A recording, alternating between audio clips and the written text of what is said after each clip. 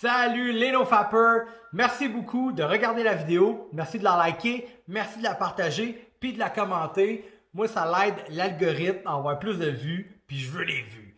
Puis, faut en parler. Faut parler de la porno, faut parler de l'addiction au porno. Comme ça, on est au courant, on partage et on apprend. La première chose que je veux parler aujourd'hui, c'est de Instagram. Instagram, c'est la porte d'entrée au porno. Je l'ai dit dans plusieurs vidéos, il n'y a personne qui prend son cell ou son ordinateur puis qui va sur un site porno. Ça ne se passe pas comme ça. C'est toujours un mécanisme, un processus d'enchaînement, d'action qui fait que tu regardes un site porno. Tu t'assis pas, tu fais pas comme porno.com. Il n'y a personne qui fait ça, là, à moins d'être bizarre, peut-être que tu as vraiment fucking envie d'en regarder. Mais, en général, avant de regarder du porno, tu étais sur Instagram. Analyse-toi, prends le temps de regarder. Tu dis, hier, j'ai regardé du porno, qu'est-ce que je faisais avant? Asti, 90% du temps, tu vas être sur Instagram ou TikTok. Mais Instagram, c'est encore plus big. Instagram, c'est la porte d'entrée du porno. Tu scrolls, puis ce que tu vois, c'est des culs, des boules, des OnlyFans, du twerking contest, puis hashtag name it, tu vas tout trouver. En fait, tu peux te crosser sur Instagram si tu veux, si tu en as vraiment envie. Moi, si je monte Instagram à mon grand-père, il vient dans ses shorts on the spot. Parce que c'est du porno Instagram. Ce qu'il y a sur Instagram, c'est de la pornographie. C'est de l'exposition sexuelle publique, en ligne. C'est du porno. Fait que Instagram, c'est la porte d'entrée au porno. Essaye de t'analyser. Quand tu regardes du porn, qu'est-ce que tu faisais avant? Tu étais sur Instagram, man, la plupart du temps. Par rapport à Instagram aussi, c'est que quand tu es sur Instagram, inconsciemment, tu fais du gambling. Tu recherches quelque chose qui va te stimuler. Tu regardes, tu fais comme « Ah, ça, j'aime ça. Ah, ça, j'aime ça. » C'est comme une slot machine qui roule. Pour ceux qui ont vu le documentaire sur Netflix qui s'appelle The Social Dilemma, il en parle. Puis ce qui arrive, c'est que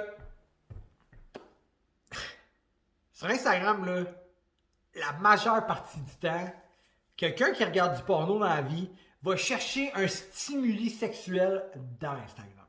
Tu ouvres ton Instagram pour voir des niaiseries inutiles, pis du cul, man. Parce que tu veux un stimuli. Puis, tu sais, ton Instagram, là, il te sert pas juste à ça. Tu follow tes chums, tu follow les rockstars que t'aimes, les rappers que t'aimes, puis là-dedans, t'as une coupe de Insta-babe. Puis quand t'es punk, tu fais comme « Ouh, hey, le cul, man. » Scroll. « Ouh, hey, les boules, man. » Tu gambles pour un stimuli sexuel. C'est crissement ça, Instagram. Surtout si dans la vie, tu regardes du porn. Instagram, c'est la porte d'entrée au porno. Puis quand t'es dans Instagram, tu cherches un stimuli sexuel pour avoir ton rush de dopamine puis ton feeling de gambler qui a gagné. Oh, j'ai trouvé. Oh, je l'ai eu. Slot machine. Ensuite, ce que je veux dire par rapport à Instagram, c'est que ton cerveau, il s'en rappelle. Tes yeux, ils voient le logo d'Instagram, ils savent, tes yeux le savent, ton cerveau le sait que si tu ouvres ça, tu vas être stimulé. Si tu ouvres ça, tu vas aimer ça. Parce que le cerveau, il aime le sexe, il cherche la dopamine, il veut l'explosion en dans lui de bonheur. Fait que ton cerveau s'en rappelle. Puis c'est pour ça que quand tu es assis sur le divan, ou tu es en quelque part, puis que c'est plate, tu vas ouvrir Instagram. Puis qu'est-ce que tu vas chercher? Tu as besoin de stimuli. Puis là, je veux pas, tu vas tomber sur des culs des boules. Puis ça rentre dans ton subconscient, man.